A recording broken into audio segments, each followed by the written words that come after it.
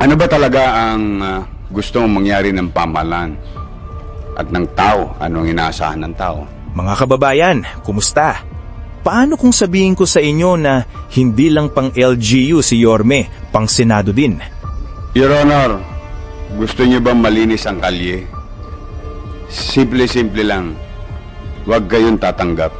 Sa video na ito, panigurado papalakpak na naman ang mga puso natin dahil sa pinakitang galing ni Yorme kung paano nito harapin ng mga senador at i-share sa kanila kung paano gagawin na mas epektibo ang gobyerno natin sa pangkalahatang pamamahala.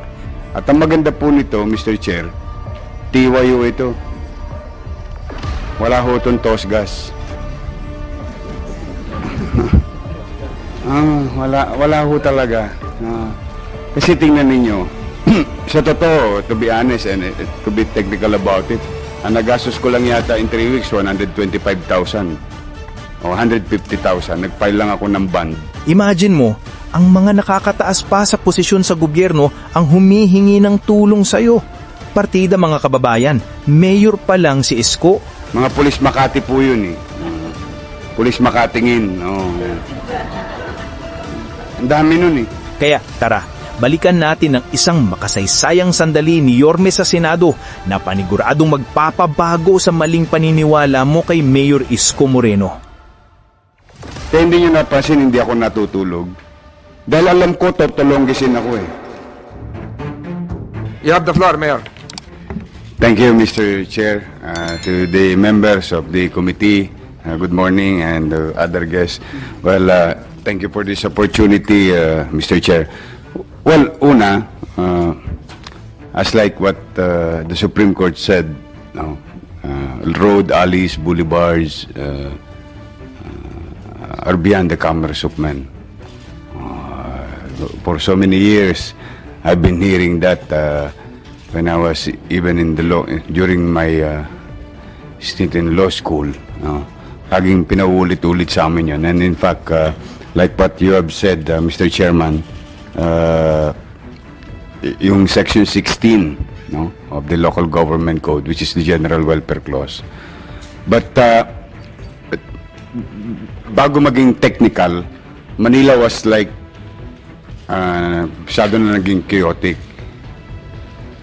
Marami na ako naririnig ng mga senior citizen na nakakating trip sila ng biyahe ng ng Divisoria, Cubao, kasi nagkakating trip na sa Abad Santos.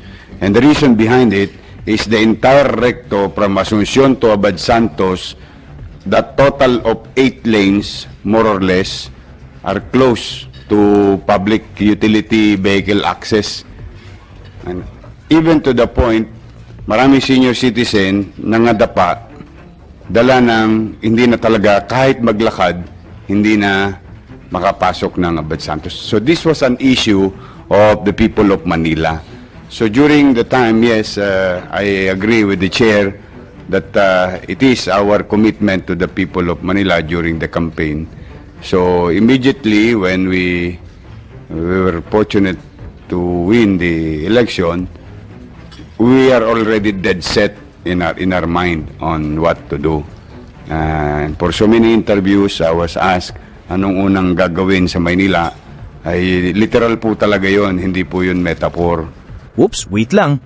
Sana hindi mo skip ang video mga kababayan dahil sa dulo, bukod sa mga senador, may tao rin pala na nasa mataas na katungkulan noon ang nagbigay rin ng mensahe kay Isko Moreno at pinaabot nito ang kanyang paghanga sa mayor natin. Sino kaya yun? Talaga pong paliliguan namin ng Maynila. Dahil nga ho ang Maynila naging dugyot, naging banilin, libagin, parang there's no government. Sort of saying. But everybody wanted the peace of the street. Everybody wanted the peace of the enterprise. Whether politicians or individuals or sino man yung mga organizer o mga siga-siga. So, kaya po, yun talaga ang nagtulak sa amin. To put order in the streets of Manila. At ang maganda po nito, Mr. Chair, TYO ito. Wala ho itong tosgas. Wala ho talaga. Kasi tingnan ninyo, sa totoo, to be honest and to be technical about it, ang nagastos ko lang yata in 3 weeks, 125,000 o 150,000. Nag-file lang ako ng bond. Nanalinis yung Recto, Soler, Wanluna, Tondo, Wanluna, Binondo, Dagupan, Blooming Treat, Carriedo, Raon, Quezon Boulevard. TYO yun. Paano naging TY? Meron naman kami city engineering, meron naman kami DPS. Meron ding utaw yun. Mga empleyado namin. Existing. 15 at 30. Nasweldo yun. Meron din kaming mga natitira pang supplies. So, we really try to be imaginative in such a way that ano ba talaga ang gusto mong mangyari ng pamahalaan at ng tao? Anong inaasahan ng tao? So, nangyari na yung nangyari. Pero meron lang akong isi-share, if I may be allowed. Your Honor, gusto niyo ba malinis ang kalye? Simple-simple lang. Huwag kayong tatanggap. Huwag kayong tatanggap ng tangga. Awa ng gaila. Umpisahan nyo na po yan sa barangay chair. Ano po? Total, anyway, gagawa naman kayo ng batas eh. Gagawa naman, I would assume that the committee will come up with something with this. Simula po yan sa chairman. Una muna, organize yung kapgo, mga sibilyan, mukhang pulis. Mga pulis Makati po yun eh. Pulis Makatingin. Ang dami nun eh. Mga sibilyan yan, may baril, mag-organize. Kakausapin si chairman. Pagkakausap kay chairman, susunod yan, PCP. Police Community Precinct. Susunod yan, Commander, Presinto. Susunod yan, ahensya ng local government. Yun yung DPS, o like in our case, DPS. O doon na susunod si Edina sa Kasipati. Doon na po nangyayari ang lahat. So my point is, Mr. Chair, dapat magkaroon na ng basic law. I mean, I don't know if that's what you called it, but kapag kang merong ganoon, dapat automatic administratively liable yung barangay chairman. Yung LESPO. Automatic.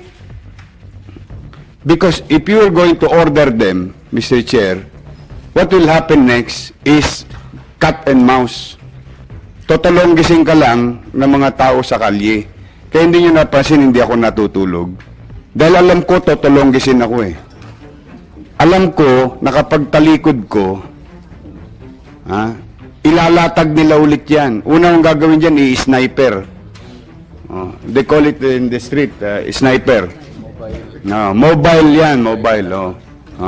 Pwede ho yan, isang parang kumot or tarpaulin, nyanyanggayin lang yan pagka merong clearing operation. Pag iskerda ng clearing operators, latag na sila.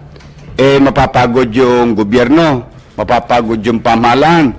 Yung dating sniper, magkakatarima na yun. Yung lamesa. Yung tarima, komportable na. Susunod doon, magkakabodega na. Totoo po yun. Tapos susunod doon, magkakabanyo na siya. You can see, Wanluna, you should see, huwag na kayo lumayo sa City Hall ng Manila. I know some of you went to City Hall of Manila. Just 50 steps away, yung Taytay Island namin. Ito, opisina ng mayor, nandiyan dyan, 160 na bahay, bodega, tindahan, kubeta, in a park. So my point is, kaya kailangan po Chair, Mr. Chair, siguro, pag nag-exist, administratively liable kagad yung barangay chairman at saka yung police bago pa umakyat yung responsibilidad sa alkalde. Kasi po bakit? Katulad namin, 43 million square kilometer with thousands of streets with 896 barangay, about 10,000 barangay official, and we have 20,000 barangay tanods in the city of Manila. More, and we are being surrounded by creeks, rivers, and the bay. Mas nakakaawa po ang Quezon City, mas malaki po sila. 3 doble po ang Quezon City, kaya nakakaawa ang Quezon City government talaga in terms kung babantayan ng babantayan. Now, I think it's high time to create a law. I don't know, ayoko pong pangunahan ng Senado. Merong nakalatag. Napicturan, nakalatag. Bukas, suspendido na si chairman. Yung lespo, iskerda na. Tapong ka na. Bakit? May batas eh. Ngayon kasi ang gagawin mo, Mr. Chair, wag taka doon sa Didi, pusa pare, yung commander mo dito, lipat mo muna to, tigas ang ulo. So, lagi ka nalang makikiusap, kasi one way or another, babalik tayo doon sa unang nasabi ko. Tanggal lang yan, Mr. Chair. Yan ang bunot dulo ng lahat yan. Yung may mga politiko nung araw, may in denial pa na sabi, wala daw pera sa rekto. Wala raw pera sa kalye. Hindi raw totoo na milyon-milyon ang pera. Ito po ang challenge ko sa inyo. What is or what are your compelling reason not to do your job? Basic lang mo yan. Anong nagtutulak sa atin para, sa to po, wala naman po kaming ginagawa. In-implement lang po namin yung, sa tingin namin, gusto lang namin maibalik sa taong bayan yung kalsada. Total, nahirati na po sila. Nahirati na sila ng dalawa. Sa amin, in our case, I'm not speaking in behalf of Metro Manila. 2 decades. Sabi nga ng tao, may kalye pala yung rekto. Ito ba? So sa amin lang, hindi naman siguro masama sa aming mga tagapamahala na muli naman makamtan ng taong bayan sa pangkalahatan yung kalye. Ngayon, ano po naging epekto? Ayun na. Naging matik. Nawala yung cutting trip. Bakit? Nakakadiretso na yung Baclaran Divisoria, Cubao Divisoria, MCU Divisoria. Lahat po kasi yan, ang ending yan, Divisoria. Talagang dyan po lahat yan sa Asuncion. Tapos, kami po ba naging madamot sa ating mga kababayang malilit? Ay, hindi po. Ang clear namin, yung backbone. Saan namin sila inilagay? Sa fishbone. Perpendicular road. Tas piyait-piyait kami. Dalawang lane. Left and right. Sa vendor. Center lane. Total of 1 lane ang size amin, city government, para sa taong bayan. Tapos inalis lang namin yung tangga, siyempre. Alam mo naman dyan, talagang marami pa rin na mga enterprising individual. So really, hindi pa kami successful. We're just starting. And I'm happy that President Duterte came up with a policy during the SONA. And I'm happy that Secretary Anyo came up with a memo. Why? At least, ito, hindi na kami mapagbibintangan ng kapritsyo lang ito or shenanigans. Epal lang. Ito, meron na kami memo ng DILG. ihohoyo kami nito pagka hindi kami tumupad. Kumbaga, kaya ako kami natutuwa sapagkat ngayon po, ang nangyayari, nagiging pangkalahatan na.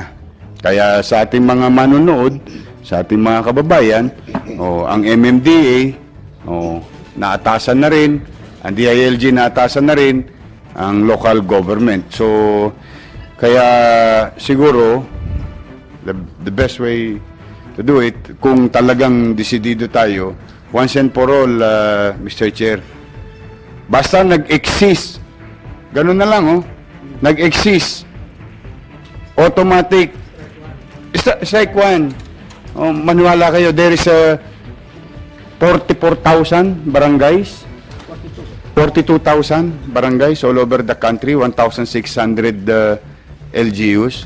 It's really hard to, pag sinabi nating testing muna, o tikim-tikim, lalo lang lilito. Dapat to talaga, there must be certainty so that we, in the local government unit, following one direction. So, yun po, Mr. Chair, yan po ang maliit naming karanasan sa loob ng isang buwan at 5 araw. Opo, marami pang challenge. Samantalahin ko na rin po itong pagkakataon na ito. Kasi yung nakalipas nyo pong SONA ay nagbigay po kayo ng direktiba sa mga LGUs na linisin po yung Metro Manila. At kuhin na rin po namin yung inyo pong panig hinggil po sa ginagawang effort ni Mayor Isko Moreno dahil mabango po siya ngayon sa public pagdating sa paglilinis ng Maynila. So ano po ang... Believe ako sa kanya. Kaya nanonood ako kung nagsasalita siya. Mas mahusay siya kaysa akin. Sa totoo lang. May nakita ako na mas mahusay ang resolve niya kaysa akin. Plus 2 ako sa kanya. Thank you po, Mayor. Grabe! Halos lahat ng senador humanga kay Yorme Isko Moreno dahil sa tapang at talino niya sa pagharap sa problema ng lungsod ng Maynila. Isipin nyo, sa dami ng taon na nagdusa ang Maynila sa baradong kalsada, illegal vendors at mga kalat na proyekto. Heto na, isang mayor ang nagsalita ng diretsahan at malinaw para ayusin ang sistema. Sa simula pa lang, makikita mo na seryoso si Yorme. Walang paligoy-ligoy, diretsong punto agad.